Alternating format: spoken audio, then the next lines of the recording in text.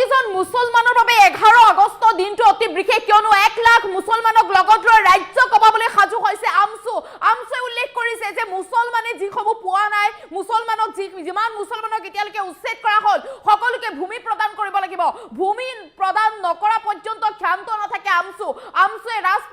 ৰাজপথলৈ ওলাই আহিব তীব্ৰ প্ৰতিবাদ সাব্যস্ত কৰিবলৈ সাজু হৈছে আমছু আৰু 1 লাখ মুছলমানক লগত লৈ তীব্ৰ প্ৰতিবাদ সাব্যস্ত কৰিব 11 আগষ্টত আমছুৱে এই মুহূৰ্তলৈ অহাৰ চেষ্টা কৰিছো সবিশেষ তথ্য ভূমিহীন লোকক ভূমি প্ৰদান কৰিব লাগিব যিমানক এতিয়ালৈকে উচ্ছেদ কৰা হ'ল সকলোকে ভূমি প্ৰদান কৰিব লাগিব চৰকাৰৰ বিৰুদ্ধে পুনৰ জংগী আন্দোলনৰ ঘোষণা কৰিছে আমছুৱে 1 লাখ মুছলমানক লগত লৈ ৰাজ্য কপাবলৈ সাজু হৈছে আমছু তীব্ৰ প্ৰতিবাদ সাব্যস্ত কৰিবলৈ সাজু হৈছে আমছু 11 আগষ্টত লাখ লাখ মুছলমানৰ প্ৰতিবাদত কঁপিব সমগ্ৰ ৰাজ্য কঁপি উঠিব বিলাসীপাৰাত লাখ লাখ মুছলমানে কৰিব আন্দোলন প্ৰতিজন মুছলমান ওলাই আহিব এতিয়া যিমানক উচ্ছেদ কৰা হ'ল সকলোকে ভূমি প্ৰদান কৰিব লাগিব ধুবুৰী প্ৰশাসনে হিটলাৰী শাসন বন্ধ কৰক শীঘ্ৰে অন্যথা স্তব্ধ কৰিব বা স্তব্ধ কৰি দিয়া হ'ব ধুবুৰী চহৰ স্তব্ধ কৰি দিয়া হ'ব 1 লাখ মুছলমানক লগত লৈ ৰাজ্য কমাবলৈ সাজু হৈছে আমছু প্ৰতিটো উচ্ছেদিত মুছলমানক চৰকাৰে ভূমি দিবই লাগিব ভূমি নোপোৱা পৰ্যন্ত চলি থাকিব আমছুৰ তীব্ৰ আন্দোলন চলি থাকিব আৰু 11 আগষ্টৰ বাবে সকলো এতিয়া সাজু হৈছে প্ৰতিজন মুছলমান সাজু হৈছে মুছলমানৰ লগত অন্যায়ৰ বিৰুদ্ধে মুছলমানৰ লগত কৰা অন্যায়ৰ বিৰুদ্ধে মাত মাতিবলৈ সাজু হৈছে প্ৰতিজন মুছলমান সংখ্যালঘু লোকসকল আমি ভূমিহীন মানুহ আমাক ভূমি লাগিবই আমাক ক্ষতিপূৰণ দিবই লাগিব আমাক ন্যায় লাগিবই আমাৰ লগত ইমান অন্যায় কৰি থকা হৈছে এয়া আমি কেতিয়াও সহ্য নকৰোঁ 9 তাৰিখে কোকৰাঝাৰতো বিশাল প্ৰতিবাদ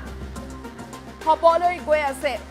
ন্যায় নোপোৱা পৰ্যন্ত আমছুৰ আন্দোলন অব্যাহত থাকিব মুছলমানে ন্যায় পাবই লাগিব মুছলমানক নিৰাপত্তা দিবই লাগিব মুখ্যমন্ত্ৰীক প্ৰত্যাহ্বান জনাই আমছুৰ সভাপতি ৰেজাউল কৰিম চৰকাৰে বৃহৎ ঘোষণা কৰিছে মুছলমানৰ লগত কৰা অন্যায় আৰু সহ্য কৰা নহ'ব মুছলমানৰ লগত কৰা অন্যায় শীঘ্ৰে বন্ধ কৰক ভূমি নোপোৱা পৰ্যন্ত চলি থাকিব আমছুৰ প্ৰতিবাদ মুছলমানক ভূমি উভতাই দিবই লাগিব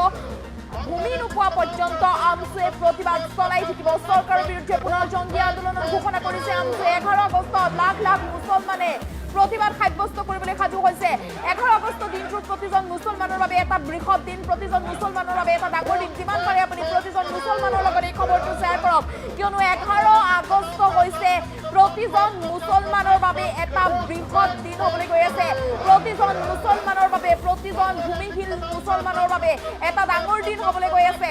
আমছুৱে এই কথা উল্লেখ কৰিছে যে আমাক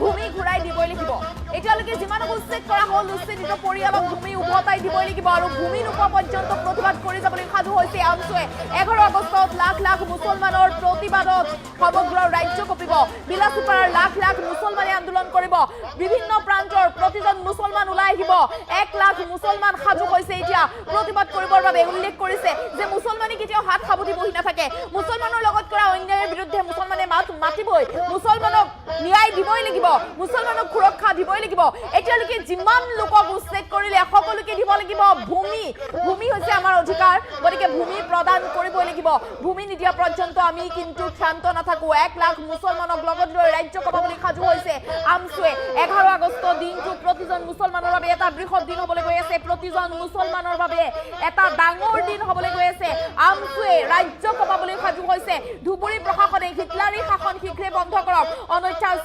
স্তব্ধ কৰি দিয়া হ'ব ধুবুৰী চহৰ প্ৰতিটো উচ্ছেদিত মুছলমানক চৰকাৰে ভূমি দিবই লাগিব ভূমি নোপোৱা পৰ্যন্ত চলি থাকিব আমছুৰ তীব্ৰ আন্দোলন মুছলমানক কৰা অন্যায়ৰ বিৰুদ্ধে ৰাজপথত নামিবলৈ সাজু হৈছে সংখ্যালঘু লোক আমি ভূমিহীন মানুহ আমাক ভূমি দিবই লাগিব আমাক ক্ষতিপূৰণ দিবই লাগিব আমাক ন্যায় লাগিবই 9 তাৰিখে কোকৰাঝাৰতো হ'ব বিশাল প্ৰতিবাদ ন্যায় নোপোৱা পৰ্যন্ত আমছুৱে আন্দোলন অব্যাহত ৰাখিব মুখ্যমন্ত্ৰীক প্ৰত্যাহ্বান জনাই আমছুৰ সভাপতি ৰেজাউল কৰিম চৰকাৰে বৃহৎ ঘোষণা কৰিছে সকলোৱে এতিয়া প্ৰতিজন মুছলমানে এতিয়া অপেক্ষা কৰি আছে 11 আগষ্টৰ বাবে 11 আগষ্ট দিনটো প্ৰতিজন মুছলমানৰ বাবে এটা বৃহৎ দিন হ'বলৈ গৈ আছে প্ৰতিজন মুছলমানৰ বাবে এটা ডাঙৰ দিন হ'বলৈ গৈ আছে মন্তব্য আছে ৰেজাউল কৰিম চৰকাৰৰ মন্তব্য এই মুহূৰ্তত শুনাই ল'ব বিচাৰিছো আগন্তুক অহা 11 তাৰিখে ধুবুৰী জিলাৰ মানুহখিনি যেহেতু এতিয়ালৈকে ন্যায় পোৱা নাই ভূমি পোৱা নাই আদানীৰ কাৰণে মানুহখিনি ঘৰ বাৰী ভাঙি দিয়া হৈছে উচ্ছেদ কৰি দিয়া হৈছে আজি মুকলি আকাশৰ তলত আছে তিৰপল টানি ৰাস্তাত আছে তাৰো তিৰপলবিলাক ধুবুৰী জিলা আয়ুক্তই টানি টানি চাঙিল দিছে ধুবুৰী জিলা আয়ুক্ত কোনে অধিকাৰ দিলে যে এজন সাধাৰণ দুখীয়া শ্ৰেণীৰ ঘৰ ভাঙি মানুহ দিয়া তিৰপল টানি ছিঙিবৰ কাৰণে তেওঁৰ ল'ৰা ছোৱালী নাই, তেওঁৰ মাক দেউতাক নাই, তেওঁলোকৰ পৰিয়ালৰ যদি এই অৱস্থা হ'লহেঁতেন তেওঁলোকে কি কৰিলেহেঁতেন? গতিকে ধুবুৰী জিলা আয়ুক্তগৰাকীক স্পষ্টভাৱে সকীয়াই দিছো, যদি আপুনি এনেকুৱা ধৰণৰ হিমন্ত বিশ্ব চুটুলি মমতাই আপুনিও হিটলাৰী শাসন চলাই ধুবুৰী জিলাও কিন্তু স্তব্ধ কৰি দিয়া হ'ব গণতান্ত্ৰিক আন্দোলনৰ জৰিয়তে। আৰু অহা 11 তাৰিখে এইসকল মানুহক পুনৰ সংস্থাপনৰ দাবীত ধুবুৰী জিলাৰ বিলাসীপাৰাত গণবিক্ষোভ কাৰ্যসূচী লৈ লক্ষাধিক মানুহে আমি প্ৰতিবাদ সাব্যস্ত কৰি এই মানুহখিনিক অধিকাৰ দিয়াৰ বাবে আমি ৰাজপথত ওলাই আহিম। আজি 10 দিনৰ পৰা ছাত্ৰমুক্তি সংগ্ৰাম সমিতি, কৃষক মুক্তি সংগ্ৰাম সমিতি, বিশেষকৈ ধুবুৰী জিলাৰ বিলাসীপাৰাত যি উচ্ছেদ হৈছে, এই উচ্ছেদিত পৰিয়ালসকলক ন্যায় প্ৰদানৰ বাবে, তেওঁলোকৰ ভূমিহীন মানুহখিনিক ভূমি প্ৰদানৰ বাবে আৰু যিখিনি অন্যায় চৰকাৰে কৰিলে তাৰ প্ৰতিবাদত তেওঁলোকে আজি অৱস্থান ধৰ্মঘট কাৰ্যসূচী ৰূপায়ণ কৰিছে। আৰু দেখিছোঁ ইয়াত জিলা প্ৰশাসনে কোনো ধৰণৰ গুৰুত্ব দিয়া নাই। আৰু আজি আমি আহিছোঁ তেওঁলোকৰ এই যি ধৰ্ণা কাৰ্যসূচী ৰূপায়ণ কৰি আছিল, আমিও তেওঁলোকৰ লগত সমভাগী। আমি যদি সমগ্ৰ অসমতে আন্দোলন কৰি আহিছোঁ আৰু তেওঁলোকৰ যিহেতু একেই ইছ্যুটো লৈ আন্দোলন কৰি আছে, গতিকে সেই আন্দোলনত আমাৰ পূৰ্ণ সমৰ্থন আছে। আমি তেওঁলোকৰ লগত সদায় আছোঁ, সদায় থাকিম এই ক্ষেত্ৰবিলাকত। গতিকে আমাৰ স্পষ্ট কথা যে অমানৱীয়ভাৱে ধুবুৰী জিলাত উচ্ছেদ কৰি গ'ল আদানীৰ কাৰণে, ইয়াৰ ফল কিন্তু মুখ্যমন্ত্ৰী ডাঙৰীয়া ভুগিব লাগিব। মুখ্যমন্ত্ৰী ডাঙৰীয়াৰ পৰা আপোনালোকে দেখিছে যে আৱেগিক পৰিৱেশ, মানুহৰ যি কান্দোনৰ ৰোল, মুখ্যমন্ত্ৰীৰ পৰা এটাই বস্তু বিচাৰিছে যে আমাৰ ভূমি দিব লাগে। এই মানুহখিনি একো বিচৰা নাই মুখ্যমন্ত্ৰীৰ পৰা। মুখ্যমন্ত্ৰী ডাঙৰীয়াক মই ধৰ্ণাস্থলীৰ পৰা এটা আহ্বান জনাইছোঁ, আপোনাৰ তিল মানুহ যদি মানৱতা আছে, তিল মানুহ যদি হৃদয় আছে, এই আপুনি আদানীৰ কাৰণে আপুনি যি এই মানুহখিনিক ব্যৱহাৰ কৰিলে ধুবুৰী জিলাৰ চিৰাগুটাত, এই মানুহখিনিক আপুনি মাটি দিয়াৰ ব্যৱস্থা গ্ৰহণ কৰক। তেওঁলোকৰ ঘৰ বাৰী ভাঙি দিয়া হ'ল, তেওঁলোকৰ মৌলিক অধিকাৰ খৰ্ব কৰা হ'ল, সাংবিধানিক অধিকাৰ খৰ্ব কৰা হ'ল। গতিকে সেই অধিকাৰ ঘূৰাই দিবৰ কাৰণে মুখ্যমন্ত্ৰী ডাঙৰীয়াক আহ্বান জনাইছোঁ। অন্যথাই মুখ্যমন্ত্ৰী ডাঙৰীয়া আন্দোলনৰ সন্মুখীন হ'বই, অসমৰ মুখ্যমন্ত্ৰীয়ে আন্দোলনৰ সন্মুখীন হ'বই, কিন্তু ৰাজনৈতিকভাৱে কিন্তু মুখ্যমন্ত্ৰীয়ে ভুগিব লাগিব, এই চৰকাৰখনে ভুগিব লাগিব, এইটো স্পষ্ট। আজি মুখ্যমন্ত্ৰী কয় জাতি মাতি ভেটি অসমীয়া জাতি, মই স্পষ্টকৈ কৈছোঁ অসমৰ ৰাইজে বুজি পাব, শদিয়াৰ পৰা ধুবুৰীলৈকে 10 বছৰ পিছত, 20 বছৰ পিছত বুজি পাব যে অসমৰ মুখ্যমন্ত্ৰী জাতি মাতি ভেটি আৰু অসমীয়া জাতি গঠন প্ৰক্ৰিয়াত মুখ্যমন্ত্ৰী ডাঙৰীয়া যে মিছাৰ আশ্ৰয় লৈ চতুৰাৰীলৈ যে অসমখনত খাবৰ মাত্ৰ হিন্দু আৰু মুছলমান কৰি থৈ যাব বিচাৰিছে, এইটো আজি নুবুজিলেও 10 বছৰ পিছত বুজিব। কাৰণ মুখ্যমন্ত্ৰী বিচাৰি আছে অসমত অসমীয়া জাতি শেষ হৈ যাওক, অসমীয়া জাতি গঠন প্ৰক্ৰিয়া ভাঙি যাওক, ইয়াত কেৱল হিন্দু আৰু মুছলমান থাকক, যিটোৱে মুছলমানে এক পক্ষত কথা ক'ব, RSSৰ নেতৃত্বত হিন্দু এক পক্ষত কথা ক'ব, এই ধৰণৰ এটা পৰিৱেশ থাকক, এইটো মুখ্যমন্ত্ৰীয়ে বিচাৰি আছে। আৰু এইটো মুখ্যমন্ত্ৰী বিচৰাটো অসমৰ অসমীয়া ৰাইজৰ কাৰণে কিন্তু ভাল লক্ষণ নহয়, শুভ লক্ষণ। আজি নহ'লেও পিছত কিন্তু অসমৰ ৰাইজে আমি সকলোৱে বুজি পাম যে মুখ্যমন্ত্ৰীৰ চতুৰ আৰু নিজৰ অস্তিত্ব ৰক্ষাৰ কাৰণে মুখ্যমন্ত্ৰী অসমীয়া ৰাইজক কেনেকে বিকি পেলাই, কেনেকে অসমৰ ৰাইজক ধ্বংস কৰিলে, এইটো আমি সকলোৱে বুজি পাম, উপলব্ধি কৰিম। গতিকে এইখিনি উপলব্ধি হোৱাৰ আগতে অসমৰ ধৰ্ম নিৰপেক্ষসকলৰ ৰাইজক আহ্বান জনাইছোঁ যে এই অমানৱীয় উচ্ছেদৰ বিৰোধিতা কৰক। মুখ্যমন্ত্ৰীয়ে যিবিলাক কৰ্ম কৰি আছে, যিবিলাক তেওঁ কথা বতৰা আৰম্ভ কৰিছে, এইবোৰে কিন্তু অসমখনৰ কাৰণে ধ্বংস মাতি আনিব। মুখ্যমন্ত্ৰীৰ বুকুত সাহস নাই। আজি ফৰেষ্টৰ মাটি কিমান কোন মানুহে দখল কৰি আছে, সেইটো শ্বেতপত্ৰ যোগে ৰাজহুৱা কৰাৰ সাহস নাই। কাৰণ পাইকানত যিটো ফৰেষ্টত উচ্ছেদ কৰিছে সেইটো ফৰেষ্ট নহয়। মুখ্যমন্ত্ৰীক মই চেলেঞ্জ কৰিছোঁ, এইটো ৰাজহুৱা। আৰু আজি ধৰ্ণাস্থলীৰ পৰা আমি দাবী উত্থাপন কৰিছোঁ, যিসকলৰ ভূমি নাই, ভূমিহীন মানুহ, তেওঁলোকক ভূমি দিয়াৰ ব্যৱস্থা গ্ৰহণ কৰিব লাগে। আৰু চৰকাৰে যদি ক'ৰবাত ভূমি ল'ব লগা আছে, আমি কৈছোঁ উচ্ছেদ বিৰোধী আমি নহয়, কিন্তু আলোচনাৰ জৰিয়তে মুখ্যমন্ত্ৰী পিছফালে দি পুলিচ লগাই কৰি কিয়? মুখ্যমন্ত্ৰী আগেদি সন্মুখেদি আহি আলোচনা কৰি ভূমিহীন মানুহক ভূমি দিয়াৰ ব্যৱস্থা গ্ৰহণ কৰক। 30 লাখতকৈ অধিক মানুহ ব্ৰহ্মপুত্ৰৰ কবলত গৃহহীন হৈছে, 20 লাখতকৈ অধিক বিঘা মাটি সংখ্যালঘু ৰাইজৰ ব্ৰহ্মপুত্ৰৰ কবলত আছে। সেই মানুহখিনি থাকিব ক'ত? জীয়াই থকাৰ তো অধিকাৰ লাগিব, তেওঁলোকে থাকিব লাগিব। আগন্তুক অহা 11 তাৰিখে ধুবুৰী জিলাৰ এই মানুহখিনি যিহেতু এতিয়ালৈকে ন্যায় পোৱা নাই, ভূমি পোৱা নাই, আদানীৰ কাৰণে মানুহখিনি ঘৰ বাৰী ভাঙি দিয়া হৈছে, উচ্ছেদ কৰি দিয়া হৈছে। আজি মুকলি আকাশৰ তলত আছে, তিৰপল টানি ৰাস্তাত আছে, তাৰো তিৰপলবিলাক ধুবুৰী জিলা আয়ুক্তই টানি চাঙিন দিছে। ধুবুৰী জিলা আয়ুক্ত কোনে অধিকাৰ দিলে যে এজন সাধাৰণ দুখীয়া শ্ৰেণীৰ ঘৰ ভাঙি মানুহ দিয়া তিৰপল টানি ছিঙিবৰ কাৰণে? তেওঁৰ ল'ৰা ছোৱালী নাই, তেওঁৰ মাক দেউতাক নাই, তেওঁলোকৰ পৰিয়ালৰ যদি এই অৱস্থা হ'লহেঁতেন তেওঁলোকে কি কৰিলেহেঁতেন? গতিকে ধুবুৰী জিলা আয়ুক্তগৰাকীক স্পষ্টভাৱে সকীয়াই দিছোঁ, যদি আপুনি এনেকুৱা ধৰণৰ হিমন্ত বিশ্ব চুটুলি মমতাই আপুনিও হিটলাৰী শাসন চলাই ধুবুৰী জিলাও কিন্তু স্তব্ধ কৰি দিয়া হ'ব গণতান্ত্ৰিক আন্দোলনৰ জৰিয়তে। আৰু অহা 11 তাৰিখে এইসকল মানুহক পুনৰ সংস্থাপনৰ দাবীত ধুবুৰী জিলাৰ বিলাসীপাৰাত গণবিক্ষোভ কাৰ্যসূচী লৈ লক্ষাধিক মানুহে আমি প্ৰতিবাদ সাব্যস্ত কৰি এই মানুহখিনিক অধিকাৰ দিয়াৰ বাবে আমি ৰাজপথত ওলাই আহিম। আজি 10 দিনৰ পৰা ছাত্ৰমুক্তি সংগ্ৰাম সমিতি, কৃষক মুক্তি সংগ্ৰাম সমিতি, বিশেষকৈ ধুবুৰী জিলাৰ বিলাসীপাৰাত যি উচ্ছেদ হৈছে, এই উচ্ছেদিত পৰিয়ালসকলক ন্যায় প্ৰদানৰ বাবে, তেওঁলোকৰ ভূমিহীন মানুহখিনিক ভূমি প্ৰদানৰ বাবে আৰু যিখিনি অন্যায় চৰকাৰে কৰিলে তাৰ প্ৰতিবাদত তেওঁলোকে আজি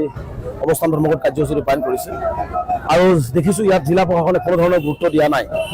আৰু আজি আমি আহিছোঁ তেওঁলোকৰ এই যি ধৰ্ণা কাৰ্যসূচী ৰূপায়ণ কৰি আছিল আমিও তেওঁলোকৰ লগত সহভাগী আমি যদি সমগ্ৰ অসমতে আন্দোলন কৰি আহিছোঁ আৰু তেওঁলোকে যিহেতু একেই ইছ্যুত লৈ আন্দোলন কৰি আছে গতিকে সেই আন্দোলনত আমাৰ পূৰ্ণ সমৰ্থন আছে আমি তেওঁলোকৰ লগত সদায় আছোঁ সদায় থাকিম এই ক্ষেত্ৰবিলাকত গতিকে আমাৰ স্পষ্ট কথা যে অমানৱীয়ভাৱে ধুবুৰী জিলাত উচ্ছেদ কৰি গ'ল আদানীৰ কাৰণে ইয়াৰ ফল কিন্তু মুখ্যমন্ত্ৰী ডাঙৰীয়া ভুগিব লাগিব মুখ্যমন্ত্ৰী ডাঙৰীয়াৰ পৰা আপোনালোকে দেখিছে যে আৱেগিক পৰিৱেশ মানুহৰ যি কান্দনৰ ৰোল মুখ্যমন্ত্ৰীৰ পৰা এটাই বস্তু বিচাৰিছে যে আমাৰ ভূমি দিব লাগে এই মানুহখিনি একো বিচৰা নাই মুখ্যমন্ত্ৰীৰ পৰা মুখ্যমন্ত্ৰী ডাঙৰীয়াক মই ধৰ্ণাস্থলীৰ পৰা এটা আহ্বান জনাইছোঁ আপোনাৰ তিল মানুহ যদি মানৱতা আছে তিল মানুহ যদি হৃদয় আছে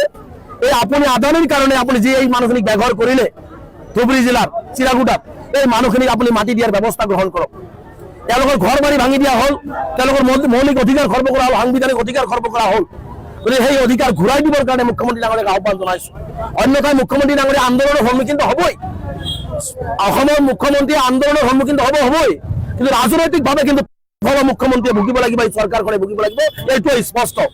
আজি মুখ্যমন্ত্ৰী কয় জাতি মাটি ভেটি অসমীয়া জাতি মই স্পষ্টকৈ কৈছোঁ অসমৰ ৰাইজে বুজি পাব শদিয়াৰ পৰা ধুবুৰীলৈকে 10 বছৰ পিছত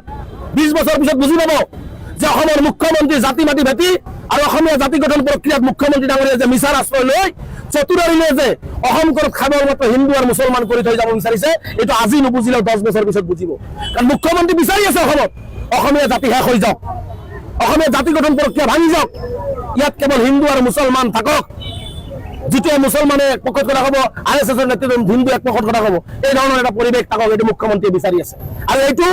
মুখ্যমন্ত্ৰী বিচৰাটো অসমৰ অসমীয়া ৰাইজৰ কাৰণে কিন্তু ভাল লক্ষণ নহয় শুভ লক্ষণ আজি নহ'লেও পিছত কিন্তু অসমৰ ৰাইজে আমি সকলোৱে বুজি পাম যে মুখ্যমন্ত্ৰীৰ চতুৰ আৰু নিজৰ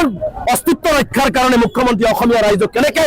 বিকি পেলাই কেনেকে অসমৰ ৰাজ্যক ধ্বংস কৰিলে এইটো আমি সকলোৱে বুজি পাম উপলব্ধি কৰিম গতিকে এইখিনি উপলব্ধি হোৱাৰ আগতে অসমৰ ধৰ্ম নিৰপেক্ষসকলৰ ৰাইজক আহ্বান জনাইছোঁ যে এই অমানৱীয় উচ্ছেদৰ বিৰোধিতা কৰক মুখ্যমন্ত্ৰীয়ে যিবিলাক কৰ্ম কৰি আছে যিবিলাক তেওঁ কথা বতৰা আৰম্ভ কৰিছে এইবোৰে কিন্তু অসমখনৰ কাৰণে ধ্বংস মাতি আনিব মুখ্যমন্ত্ৰী বুকুত সাহস নাই আজি ফৰেষ্টৰ মাটি কিমান কোন মানুহে দখল কৰি আছে সেইটো শ্বেতপত্ৰ যোগে ৰাজহুৱা কৰাৰ সাহস নাই কাৰণ পাইকাৰত যিটো ফৰেষ্টত উচ্ছেদ কৰিছে সেইটো ফৰেষ্ট নহয় মুখ্যমন্ত্ৰীক মই চেলেঞ্জ কৰিছোঁ এইটো ৰাজহুৱা আৰু আজি ধৰ্ণাস্থলীৰ পৰা আমি দাবী উত্থাপন কৰিছোঁ যিসকলৰ ভূমি নাই ভূমিহীন মানুহ তেওঁলোকক ভূমি দিয়াৰ ব্যৱস্থা গ্ৰহণ কৰিব লাগে আৰু চৰকাৰে যদি ক'ৰবাত ভূমি ল'ব লগা